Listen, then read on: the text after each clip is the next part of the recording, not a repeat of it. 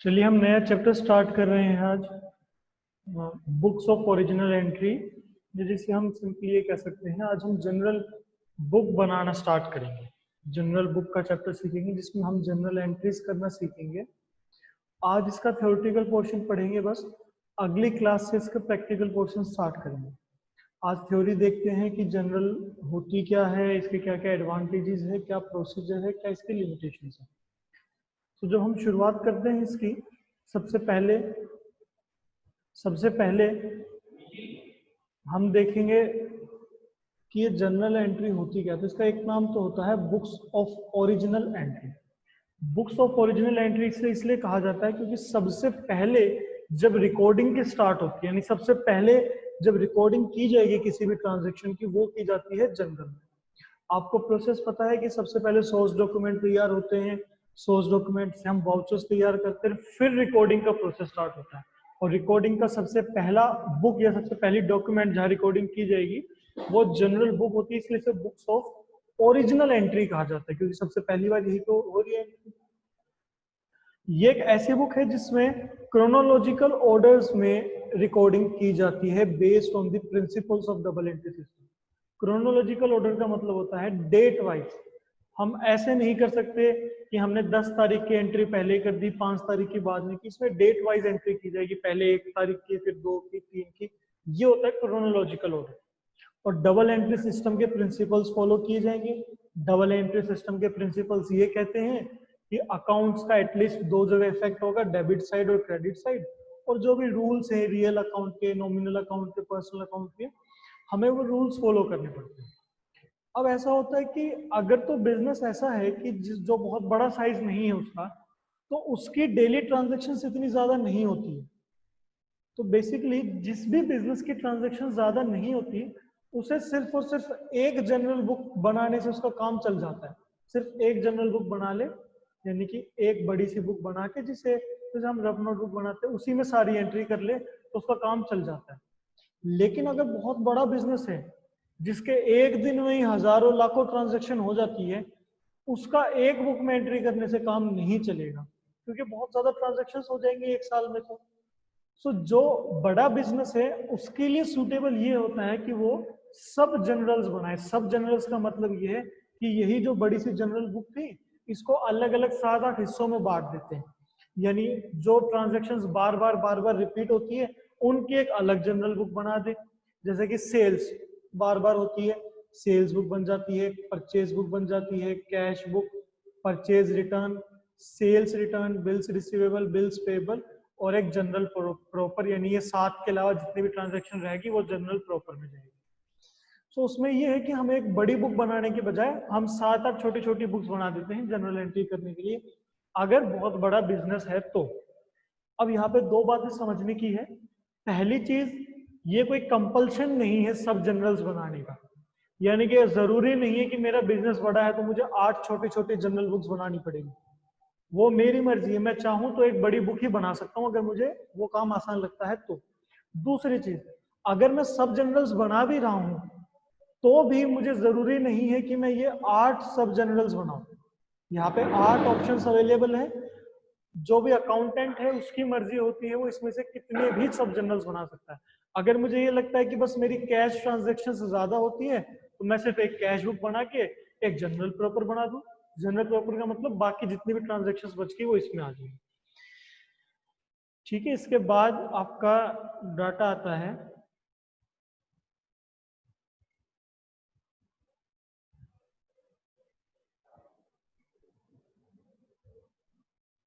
ये हमने देख ही लिया कि इसे बुक्स ऑफ ओरिजिनल एंट्री क्यों कहा जाता है, क्योंकि ट्रांजैक्शन सबसे पहली बार यहीं पे रिकॉर्ड होती है, इसलिए इसे बुक्स ऑफ ओरिजिनल एंट्री कहा जाता है। अब हमने देखा कि जनरल भी बनते हैं और सब जनरल्स भी बन सकते हैं। इस चैप्टर में हम सिर्फ और सिर्फ जनरल बनाना सीखेंगे, यानी एक बड़ी बुक जिसमें सारी ट्रांजैक्शंस होंगी। अगला चैप्टर है जिसमें हम सब जनरल बनाना सीखेंगे, सेल्स बुक बनाना सीखेंगे, परचेज बुक बनाना सीखेंगे, purchase return, sales return. So general क्या है? General is a book of original entry in which the transactions are recorded first of all as and when they take place.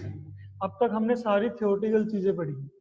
अब हम accounting की शुरुआत कर रहे हैं, पहला कदम उठा रहे हैं अकाउंटिंग का, जब हम रिकॉर्डिंग शुरू करेंगे जनरल बुक्स में। तो सबसे पहली ट्रांजैक्शन जनरल बुक में होगी, और कब होगी?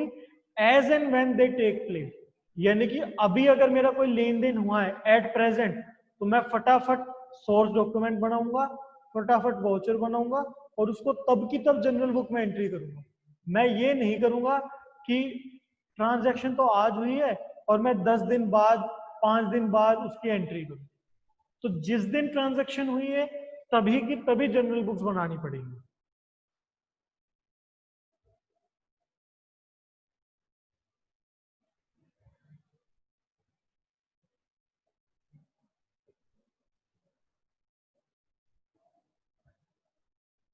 अब एक चीज और होती है इसमें, जैसे हम जनरल बुक बनाते हैं, जैसे हमने देखा कि भाई बहुत सारी ट्रांजैक्शंस होती हैं तो एरर के चांसेस हो जाते हैं, है ना। हम हाथों हाथ चीजें रिकॉर्ड करेंगे तो उसमें गलती होने के चांस है। तो हम क्या करते हैं, हम सीधा फेयर नोटबुक में लिखने के बजाय क्या कर लेते हैं, हम एक रफ नोटबुक में चीजें रिकॉर्ड करते हैं।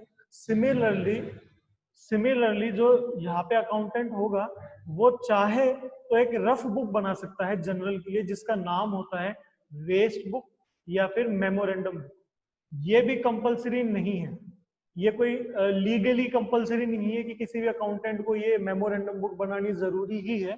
अगर कोई अकाउंटेंट को लगता है कि डायरेक्ट जनरल में मुझे एंट्री करने में दिक्कत आ रही है या मुझसे गलतियां हो सकती है, तो वो पहले ट्रांजैक्शंस को एक रफ बुक में तैयार करेगा, यानी कि जनरल आपके जो सोर्स डॉक्यूमेंट है वो बना, वाउचर बना, फिर एक रफली उसकी एंट्री कर देते हैं वेस्ट बुक में या मेमोरेंडम बुक में, फिर जनरल में कर सकते हैं, कंपलसरी नहीं है। ये बताने के पीछे लॉजिक ये है कि आपका 1 मार्क्स का क्वेश्चन पूछा जा सकता है, what do you mean by waste book, what do you mean by memorandum book. ठीक है, अब इसके फीचर्स देखते हैं, कैरेक्टरिस्टिक्स देखते हैं, क्या है जनरल के, क्या क्या विशेषता है जनरल की। सो जनरल एक ऐसी बुक है जिसमें सबसे पहले ट्रांजैक्शंस रिकॉर्ड होती है, हमने देख लिया, इसलिए इसका नाम बुक ऑफ ओरिजिनल एंट्री है। Journal is a book of original entry and all the transactions recorded in the journal are subsequently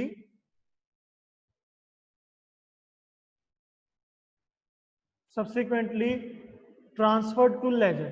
So second characteristic, second विशेषता जनरल बुक की ये है कि it creates a base for the ledger entry. हमने process में पढ़ा था कि जब रिकॉर्डिंग शुरू होती है सबसे पहले जनरल में रिकॉर्डिंग करते हैं, फिर एक जैसी चीजों को उठा के लेजर्स में पोस्ट करते हैं। सो जनरल एक बेस तैयार करता है लेजर के लिए। लेजर जो है वो बिना जनरल बुक के तैयार नहीं हो सकता, लेजर बनाना भी सीखेंगे हम आगे।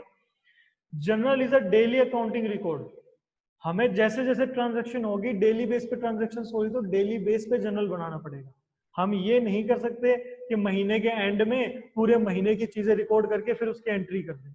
साथ के साथ एंट्री होगी, डे वाइज एंट्री होगी और क्रोनोलॉजिकल ऑर्डर में होगी, क्रोनोलॉजिकल डेट वाइज ऑर्डर में। ठीक है, जैसे फर्स्ट डेट पहले, सेकंड बाद में, थर्ड बाद में। It maintains the identity of each transactions and provide a complete picture of the same in one entry. ये जो जनरल बुक में एंट्री होती है ये समराइज्ड फॉर्म में नहीं होती। समराइज्ड फॉर्म में यानी कि हम उसमें अपने हिसाब से कुछ चेंज नहीं करेंगे, जैसे हमने चीजों को टोटल करके एक साथ दिखा दिया या कुछ और दिखा दिया। हम एज इट इज ट्रांजैक्शन को रिकॉर्ड करेंगे, जैसे वो हुई है, जैसे वो हुई है वैसे ही रिकॉर्ड कर देंगे, तो उसकी identity as it is maintain रहती है ना। जैसे कि भाई मान लो आपके मार्क्स 10 क्वेश्चन में आए, तो मैं 10 क्वेश्चन के as it is marks record कर दूं तो वो उसकी प्योर आइडेंटिटी है। अगर मैं टोटल मार्क्स दिखा दूंगा तो वो समराइज्ड फॉर्म हो गया। तो इसमें हम उसकी प्योर आइडेंटिटी को मेंटेन करते हैं, एज इट इज ही रिकॉर्ड करते हैं जैसे चीजें हुई है।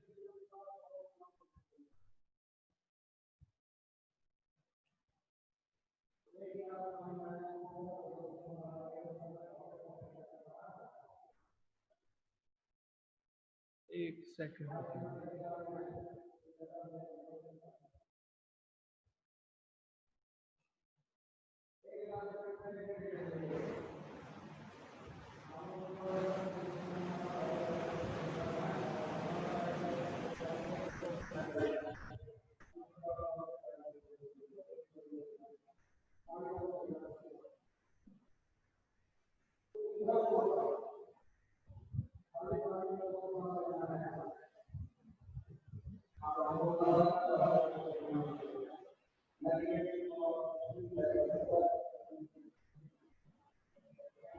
चलिए इसके बाद है general records both debit and credit aspects. आपको पता है डबल एंट्री सिस्टम को फॉलो करता है, तो डबल एंट्री सिस्टम यही कहता है कि हर ट्रांजैक्शन के दो एस्पेक्ट्स होंगे, debit side credit side.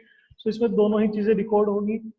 General entry के साथ साथ नरेशन रिकॉर्ड करना बहुत जरूरी है। नरेशन का मतलब एक ब्रीफ इंट्रोडक्शन, हमने वाउचर्स में भी देखा था। जनरली जब भी आपकी जनरल एंट्री होगी, जनरल एंट्री इस किस्म से होती है, जैसे कि मान लो मैंने ए अकाउंट डेबिट कर दिया, ए अकाउंट डेबिट,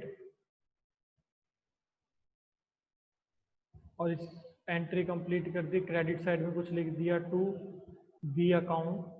तो इसके साथ मुझे नीचे ब्रैकेट में नरेशन देनी पड़ेगी। नरेशन का मतलब होता है इस ट्रांजैक्शन के बारे में मुझे ब्रीफली बताना पड़ेगा कि ये क्या है, ताकि कोई लेमैन हो वो समझ सके। अब भाई कोई अकाउंटेंट है वो तो हो सकता है देख के समझ भी जाए कि ये account debit, A account debit to B का क्या मतलब है, लेकिन कोई आम आदमी है उसे शायद ना पता चले, तो उसके लिए नरेशन देनी जरूरी होती है, जिसमें बताया जाता है कि भाई ए ने पैसे लिए हैं बी से, या ए ने पैसे दिए हैं बी को। तो इस किस्म की नरेशन देना जरूरी होता है। लास्ट पॉइंट है, a single general entry is capable of recording more than one transaction. एक जनरल एंट्री में एक से ज्यादा ट्रांजैक्शंस भी रिकॉर्ड की जा सकती है। जैसे हमने कंपाउंड वाउचर्स देखे थे पिछली क्लास में, जिसमें दो से ज्यादा चीजें डेबिट साइड में आती थी, एक चीज क्रेडिट साइड में आ गई। इस किस्म से हम कंपाउंड एंट्रीज भी कर सकते हैं। जैसे कि मान लो एक ट्रांजैक्शन हुई है मशीन को खरीदने की, एक हुई है बिल्डिंग को खरीदने की, तो मैं दोनों अलग अलग चीजों को रिकॉर्ड करने के बजाय मैं एक ही जगह रिकॉर्ड कर सकता हूँ, machine account debit, building account debit to cash. तो ये कंपाउंड एंट्री हो जाएगी। तो एक जनरल एंट्री में एक से ज्यादा ट्रांजैक्शंस को भी रिकॉर्ड किया जा सकता है। अगला पॉइंट है फंक्शंस ऑफ अ जनरल क्या है, क्या काम है, किस तरीके से काम होगा जनरल, क्या मेन ऑब्जेक्टिव्स क्या जनरल को क्रिएट करने का।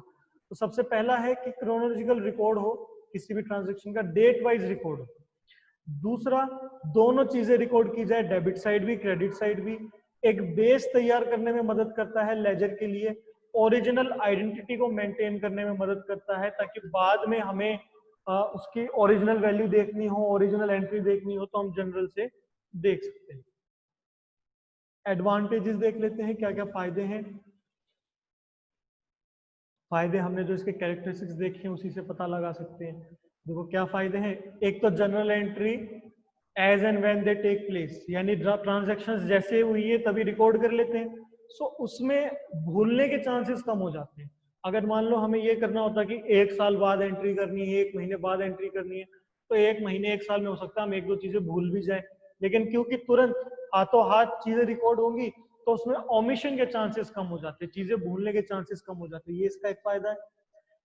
क्योंकि क्रोनोलॉजिकल ऑर्डर में चीजें रिकॉर्ड होती हैं तो ढूंढना आसान हो जाता है। जैसे हम आपको बार बार क्यों कहते हैं कि आप इंडेक्स क्रिएट करें, क्योंकि जब आप इंडेक्स क्रिएट करते हैं वो एक क्रोनोलॉजिकल ऑर्डर हो जाता है। उसमें आप बता देते हैं कि भाई पेज नंबर 1 से 10 तक ये डाटा है, 11 से 20 ये, ताकि आपको चीजें ढूंढनी हो तो आपको पता चल जाए। ऐसे ही क्रोनोलॉजिकल ऑर्डर में करने का फायदा यही है कि जब चीजें ढूंढनी होगी तो वो आसान हो जाती है। अगला पॉइंट है, by analysing each transaction into debit and credit journal facilitates the posting into ledger. जब हम लेजर करते हैं, लेजर तैयार करते हैं, तो उसमें हमें डेबिट साइड क्रेडिट साइड दोनों की रिक्वायरमेंट होती है। तो जब हम डबल एंट्री सिस्टम को फॉलो करते हैं जनरल में, तो हमारे पास दोनों एस्पेक्ट रिकॉर्ड हो जाते हैं, डेबिट भी क्रेडिट भी, जो कि लेजर के लिए हेल्पफुल है। फिर जनरल में हमने देखा नरेशन दिया जाता है। सो इस नरेशन की भी इंपॉर्टेंस है कि एक ब्रीफ एक्सप्लेनेशन देता है। जिसको डायरेक्ट एंट्री देख के समझ में नहीं आ रहा, वो नरेशन को पढ़ के समझ सकता है। जनरल की मदद से हम लेजर्स को क्रॉस चेक कर सकते हैं, हम ट्रायल बैलेंस को क्रॉस चेक कर सकते हैं। अगर मान लीजिए ट्रायल बैलेंस का डेबिट और क्रेडिट साइड सेम नहीं आ रहा, हमने देखा डेबिट क्रेडिट साइड सेम आना चाहिए, तो हम चेक कर सकते हैं कि जनरल और लेजर दोनों में हमने एक जैसी चीजें रिकॉर्ड की है नहीं की, कहीं गड़बड़ तो नहीं कर दी। सो ये वैलिडिटी को चेक करने के लिए भी हेल्पफुल होता है। फिर इसकी ओरिजिनल आइडेंटिटी को मेंटेन रहती ही है, ये भी जरूरी इंपॉर्टेंस है इसकी। फिर once the transaction is recorded in general, posting in ledger can be made as and when convenient. देखो एक बार हमने जब जनरल में रिकॉर्डिंग कर दी, तो फिर हमारे ऊपर प्रेशर नहीं रहता कि फटाफट लेजर बनाओ, क्योंकि जनरल में रिकॉर्ड हो गया तो हमारे पास एक रिकॉर्ड तैयार हो चुका है। अब जब भी अकाउंटेंट को फुर्सत लगे, जब भी उसको सही लगे, वो फिर लेजर में रिकॉर्ड कर सकता है, क्योंकि अब ये डर नहीं है कि हम कुछ चीज भूल जाएंगे क्योंकि एक ओरिजिनल रिकॉर्ड हो चुका है। लिमिटेशंस क्या क्या है? कोई भी चीज एरर फ्री तो होती नहीं है, सब में कुछ ना कुछ कमियां होती है, जनरल्स में भी कुछ कमियां हैं। कमियां ये है कि अगर बहुत ज्यादा ट्रांजैक्शंस होती हैं तो उन्हें एक जनरल में रिकॉर्ड करना मुश्किल होता है, और अगर हम सब जनरल्स बना भी रहे हैं तो भी काम हेक्टिक हो जाएगा। 7 से 8 जनरल्स बनाना कोई आसान काम तो है नहीं, टाइम भी कंज्यूम ज्यादा होगा, कॉस्ट भी कंज्यूम ज्यादा होगी। अगला लिमिटेशन ये है कि बहुत सी ट्रांजैक्शंस ऐसी होती है जो रेपिटेटिव होती है नेचर में, जो बार बार रिपीट होती रहती है। अब वो बार बार रिपीट हो रही है तो उन्हें हमें बार बार अलग अलग डेबिट दिखाना पड़ेगा, अलग अलग क्रेडिट दिखाना पड़ेगा, जिससे एक ही जैसी एंट्री बार बार रिपीट हो जाती है, जो फिर ये कह सकते हैं कि भाई बेफालतू का काम हम दोबारा रिपीट कर रहे हैं। थर्ड, कैश बैलेंस देखने के लिए, भैया देखने के लिए कि रोज की रोज कितना कैश आया है, कितना कैश गया है, कैश बुक बनाई जाती है। कैश बुक मतलब ये आपकी सब जनरल ही है, जनरल बुक की तरह ही है, जिसमें सिर्फ और सिर्फ कैश से रिलेटेड चीजें रिकॉर्ड करेंगे। सो जब कैश ट्रांजेक्शन के लिए हम कैश बुक बना ही रहे हैं तो फिर जनरल की क्या जरूरत पड़ेगी? फिर जनरल में कैश ट्रांजेक्शन रिकॉर्ड करने की जरूरत नहीं है, तो ये एक लिमिटेशन है। General does not provide the required information on prompt basis, तुरंत इंफॉर्मेशन नहीं देता जनरल, क्योंकि जनरल में बहुत सारी चीजें रिकॉर्ड होती है। अभी मैं ये कहूँ भाई मुझे 1 मिनट के अंदर अंदर एक ट्रांजेक्शन ढूंढ के दो, तो उसमें लाखों करोड़ों ट्रांजेक्शन, एक ट्रांजेक्शन को ढूंढने में बहुत ज्यादा समय लग जाएगा। तो ये भी इसकी एक कमी है।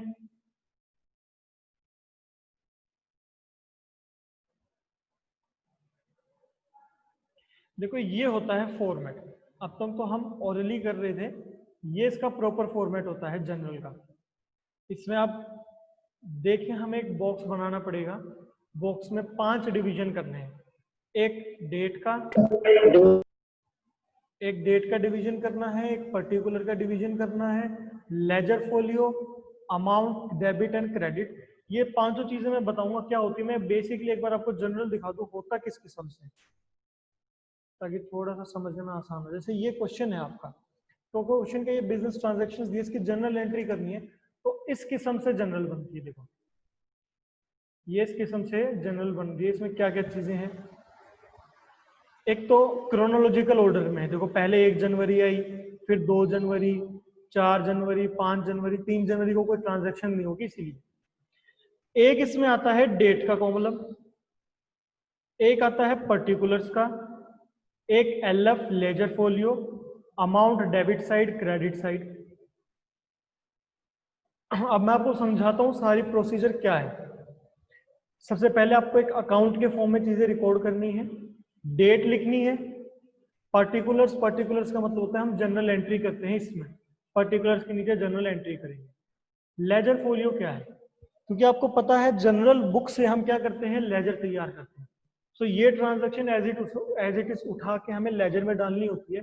सो ये ट्रांजैक्शन लेजर बुक में जिस पेज पे जाएगी वो पेज नंबर यहाँ पे लिखा जाता है, वो पेज नंबर यहाँ पे लिखा जाएगा।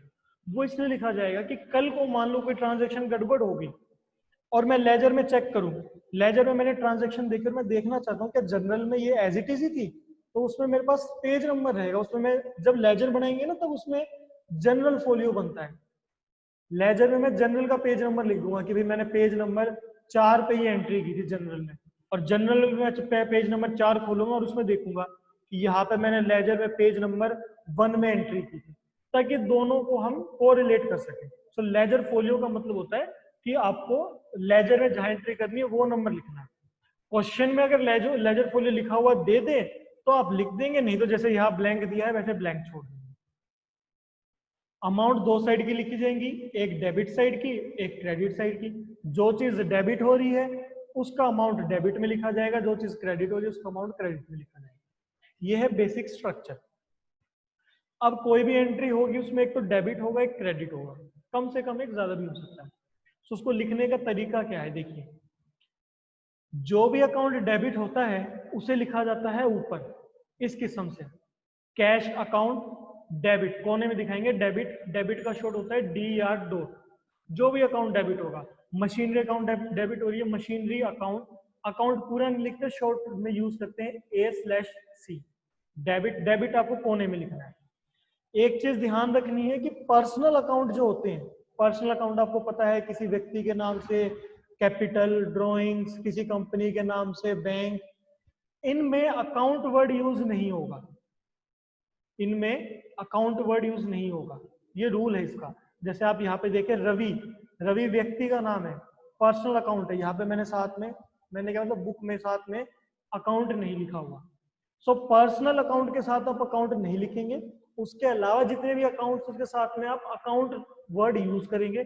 सबसे पहले डेबिट चीज लिखी जाएंगी जिसे हम डीआर से डिनोट करेंगे, अकाउंट का नाम लिख के बिल्कुल कोने में लिख देंगे डीआर डॉट।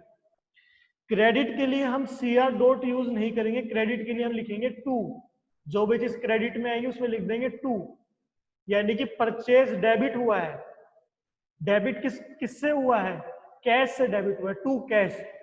परचेज डेबिट हुआ है, किससे डेबिट हुआ है, टू सुभाष। फर्नीचर किसको डेबिट हुआ है, टू कैश को डेबिट हुआ है। सुभाष किसको डेबिट हुआ है, टू कैश को डेबिट हुआ है। ठीक है, तो क्रेडिट के लिए हम वर्ड यूज करेंगे टू जनरल एंट्री के टाइम पे। एक चीज और आप अंतर देखेंगे, जो चीज डेबिट हो रही है वो बिल्कुल लेफ्ट हैंड साइड से शुरू हो रही है, बिल्कुल लेफ्ट हैंड साइड से, लेकिन क्रेडिट जो है वो थोड़ी सी जगह छोड़ के करते हैं। ठीक है, ये भी प्रोसीजर आपको अपनाना है। इसके पीछे लॉजिक यही है कि जब हम ट्रांजैक्शन देखें तो डेबिट और क्रेडिट में थोड़ा सा डिफरेंशिएट कर पाए। अब हम देखें तो हमें एकदम से दिख जाता है भाई जो चीज बिल्कुल सटी हुई है यहाँ से वो डेबिट है, थोड़ा सा गैप है तो हमें क्रेडिट को ढूंढने में दिक्कत नहीं होती।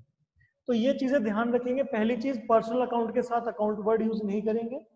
जो डेबिट होगा उसमें डीआर डॉट यूज होगा बिल्कुल कोने में और लेफ्ट हैंड साइड से शुरू होगा। क्रेडिट वाली चीज थोड़ी सी स्पेस छोड़ के होगी और टू से शुरू होगी, उसमें फिर क्रेडिट लिखने की जरूरत नहीं। ये नरेशन है जो बताया था, नरेशन, ये नरेशन है। ये आपको हर ट्रांजेक्शन में करनी है, अपनी लैंग्वेज में कर सकते हैं। जैसे कि यहाँ पे पहला क्वेश्चन ये था कि सियाराम एंड सन्स ने 50,000 रुपए एज ए कैपिटल लगाए हैं। सो इसने तो लिख दिया cash brought into business by Siyaram and sons as capital. आप सीधा इतना लिख सकते हैं कि कैपिटल बीइंग इंट्रोड्यूस्ड, अपनी सिंपल लैंग्वेज में कर सकते हैं। यहाँ लिखा है गुड्स परचेज फॉर कैश, आप इतना लिख सकते हैं परचेज ऑफ गुड्स। नरेशन आप अपनी लैंग्वेज में लिखे। नरेशन का बस इतना मकसद है कि थोड़ा सा इंट्रोडक्शन मिल जाए ताकि कोई व्यक्ति ऐसा जिसको नहीं पता हो वो भी उसको समझ सके। डेबिट का अमाउंट डेबिट के सिधाई में, क्रेडिट का अमाउंट क्रेडिट के सिधाई में। ये प्रोसीजर है बनाने का। बाकी जब हम प्रैक्टिकल क्वेश्चंस करेंगे तब आपको अच्छे से और क्लियर हो ही जाएगा।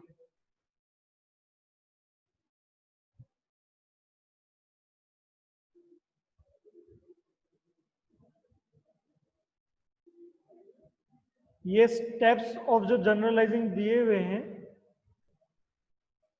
ये चीजें, ये सारी चीजें मैंने आपको बता दी। एक पॉइंट रहता है, एक पॉइंट और मुझे ध्यान आ गया, अब एक पॉइंट रहता है। देखो ये मैंने बता दिया किस तरीके से होगा। अकाउंट के बजाय आप A/C का वर्ड यूज करते हैं, पर्सनल अकाउंट के लिए यूज नहीं होता है। अच्छा, हर जनरल एंट्री के बाद आप एक लाइन खींचेंगे, हर जनरल एंट्री के बाद एक लाइन खींचेंगे। मैं एक बार फिर से दिखा दूं।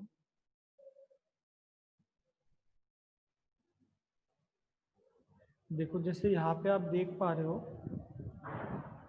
हर जनरल एंट्री के बाद एक लाइन खींची हुई है। लाइन खींचने के पीछे मकसद यही है कि आप डिफरेंशिएट कर पाए। अच्छा, एक लास्ट पॉइंट मैं बताना भूल गया था। वो पॉइंट ये है कि कई बार जब आप भी एंट्री करोगे तो ट्रांजैक्शंस इतनी ज्यादा हो जाती है कि एक पेज में पूरी नहीं आती, 2 पेजेस में आती है। सो जब भी आप ऐसी ट्रांजैक्शन करोगे जो एक पेज से ज्यादा ले, कि भाई मान लो यहां तक तो मेरी एक पेज में आई, तो मैं क्या करूंगा, मैं सीधा नेक्स्ट पेज में कैरी नहीं कर सकता। एक अकाउंटिंग स्टैंडर्ड फॉलो करना पड़ता है। क्या फॉलो करना पड़ता है, आप इसका टोटल लिख देंगे यहाँ पे, जैसे कि 50, 20, 70 और 18, 88,000, 88,000 यहाँ लिखेंगे, 88,000 यहाँ लिखेंगे। और यहाँ पे आप लिखेंगे बैलेंस, BAL शॉर्ट में balance, C/D, balance carried down या CF कर दो, carried forward, CF, balance carried forward. जैसे हम कई बार पेज में वो नहीं देते, PTO लिख देते हैं, प्लीज टर्न ओवर, तो ऐसे ही यहाँ पे आप लिखोगे बैलेंस कैरिड फॉरवर्ड, की आगे का बैलेंस हमने नेक्स्ट पेज पे कैरी फॉरवर्ड कर दिया। तो जब यहाँ टोटल करना है, बैलेंस कैरी फॉरवर्ड करना है। नेक्स्ट पेज की जब शुरुआत करोगे आप सीधा इस ट्रांजेक्शन से शुरुआत नहीं करोगे, उससे पहले आप लिखोगे बैलेंस ब्रॉट फॉरवर्ड या ब्रॉट डाउन, ब्रॉट डाउन कर दो या ब्रॉट फॉरवर्ड कर दो, बीडी ब्रॉट डाउन, यानी जो पिछला बैलेंस था 88,000 का वो हमने ब्रॉट डाउन कर दिया, फिर डेबिट में दिखा दो 88, क्रेडिट में दिखा दो 88, फिर उसके आगे से ये ट्रांजेक्शन करनी फिर शुरू करेंगे। एक ये चीज और ध्यान रखनी है, बाकी जैसे जैसे क्वेश्चंस करेंगे वो तो आपको क्लियर हो ही जाएंगे फिर।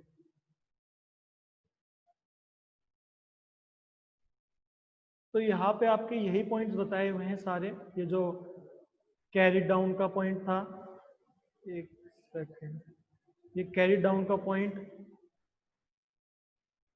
यहाँ पे लास्ट पॉइंट में है, थोड़ा सा आज सिस्टम में इशू आ रहा है, मैं जो अंडरलाइन करना चाह रहा हूँ वो हो नहीं रहा। चलिए रूल्स ऑफ जनरलाइजिंग, ये रूल्स आपको पता है, हम 3 अकाउंट के बेसिस पे रूल्स फॉलो करेंगे, personal account, real account, nominal account.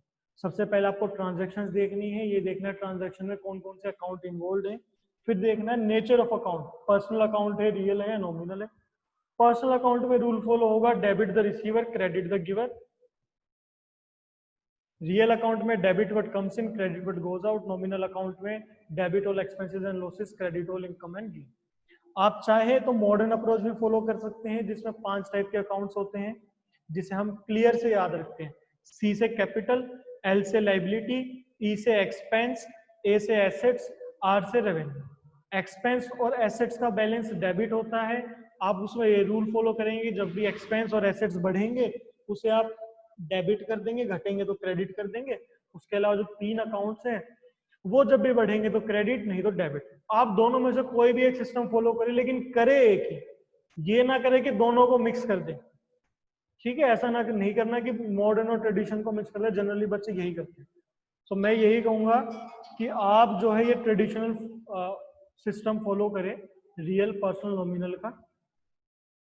इसके बाद मीनिंग ऑफ गुड्स है कि मीनिंग ऑफ गुड्स में गुड्स का मतलब बताया गया, वो तो आपको पता है ही, लेकिन गुड्स किस किस टाइप से जनरल एंट्री में आ सकते हैं ये देखना है, ये हम अगली क्लास में देखेंगे, क्योंकि इसके बेसिस पे फिर क्वेश्चंस होंगे। अगली क्लास में आपको मैं फटाफट इसकी थ्योरी बता के फिर